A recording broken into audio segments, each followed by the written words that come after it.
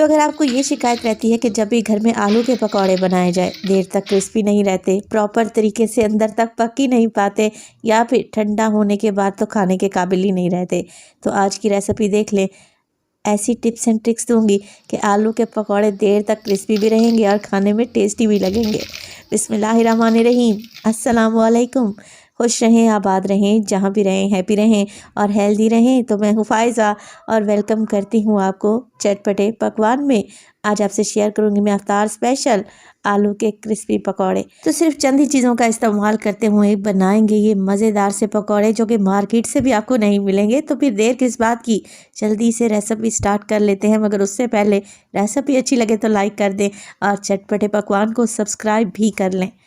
तो super crispy super tasty आलू लच्छा पकौड़ा बनाने के लिए सबसे पहले तो ले लिया है मैंने आलू, 1 किलो के बराबर है। और आलू को मैंने छील कर पानी में डीप करके रखा है ताकि ये काले ना पड़े।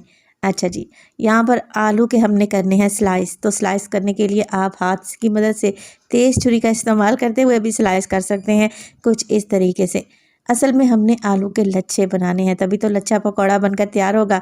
तो बस इस तरीके से आलू के स्लाइस कर लें, या फिर आपके घर में अगर पोटैटो स्लाइसर है, जो कि हर घर में मौजूद ही रहती है, बस इसकी मदद से आलू के स्लाइस कर लेंगे। और सारे ही आलू ऐसे ही काट कर हम लोगों ने तैयार कर लेने हैं। चलें जी, आलू को मैंने स्लाइस कर लिया है और पानी में ही डिप रहने दिया है।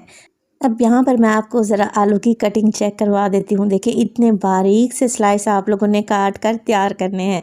अब बारीक स्लाइस तो हमने काट लिए, अभी हमने इसके लच्छे मज़ीद बनाकर तैयार करने हैं। तो इस तरीके से आलू को इकट्ठा कर लेंगे और तेज़ छुरी ने और कटिंग बोर्ड पर रखते हुए आलू के बारीक से लच्छे काट कर तैयार कर लें।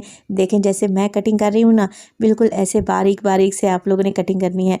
अब आप लोग पूछेंगे कि फ़ायज़ा, आलू को हम ग्रेट भी तो कर सकते थे, या कद्दूकश की मदद से लंबे लंबे लच्छे निकाल सकते थे।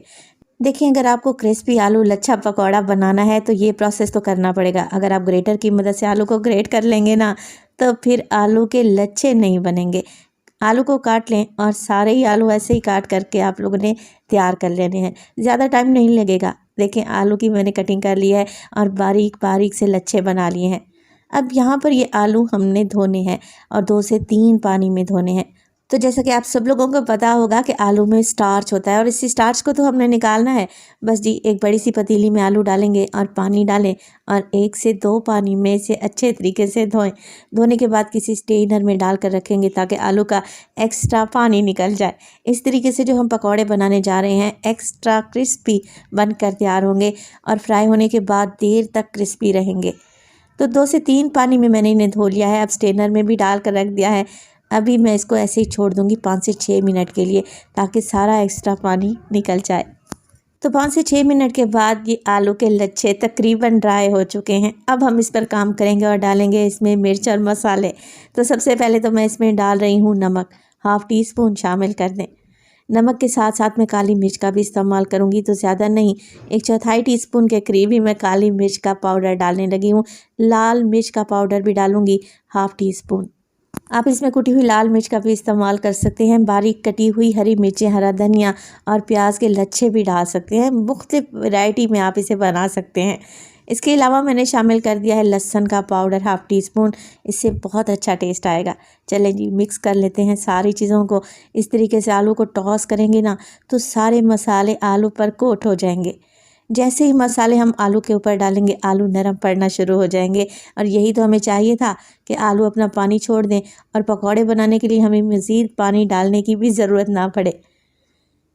पकौड़ों को क्रिस्पी करने के लिए और बाइंडिंग देने के लिए मैं आधा कप यहाँ पर शामिल कर रही हूँ मैदे का।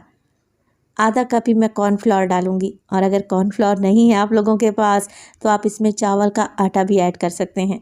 अब देखें, मिक्सिंग आप लोगों ने कैसे करनी है। लच्छों को खोल खोल कर मिक्स करना है, ये नहीं कि हाथ की मदद से प्रेस करते हुए आलू को दबा दबा कर मिक्स करें, इससे फिर लच्छे सही नहीं बनेंगे।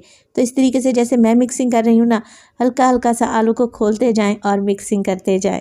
तो यहाँ पर मिक्सिंग करते वक्त जिस बात का आप लोगों ने ध्यान देना है वो ये कि यहाँ पर मैदे या फिर कॉर्नफ्लोर की एक्स्ट्रा कोटिंग बिल्कुल भी नहीं हुई।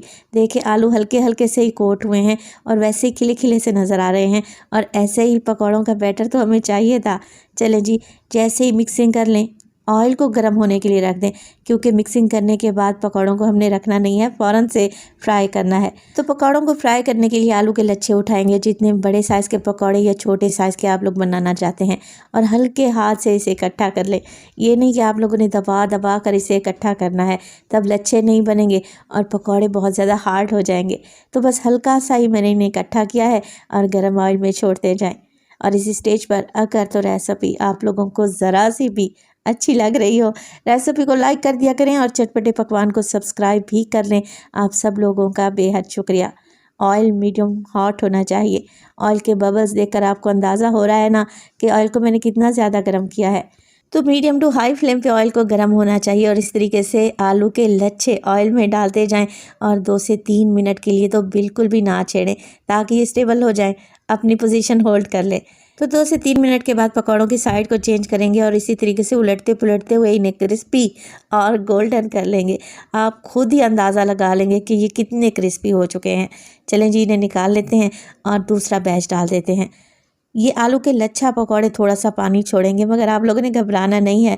पानी में से निकाल कर इन्हें निचोड़ते जाएं और ऑयल में डालते जाएं, तो ना ही ये बिखरेंगे, ना ही ऑयल को एब्सॉर्ब करेंगे। तो देखें, लग रहे हैं ना क्रिस्पी, क्रंची और टेस्टी।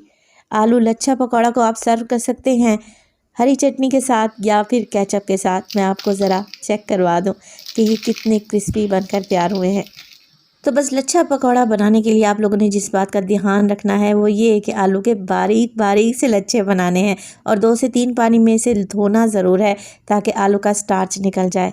और फिर जैसे मैंने बताया उसी तरीके से इन्हें फ्राई कर लें, तो आप लोग देखेंगे कि बेहतरीन आलू के लच्छे पकौड़े बनकर तैयार हुए हैं।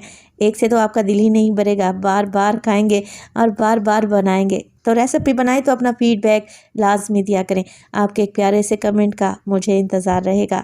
अपना बहुत सारा ख्याल रखिएगा। फ़ाइज़ा को अपनी दुआओं में याद रखिएगा। मुझे दीजिए इजाज़त। टिल देन, अल्लाह निगहबान।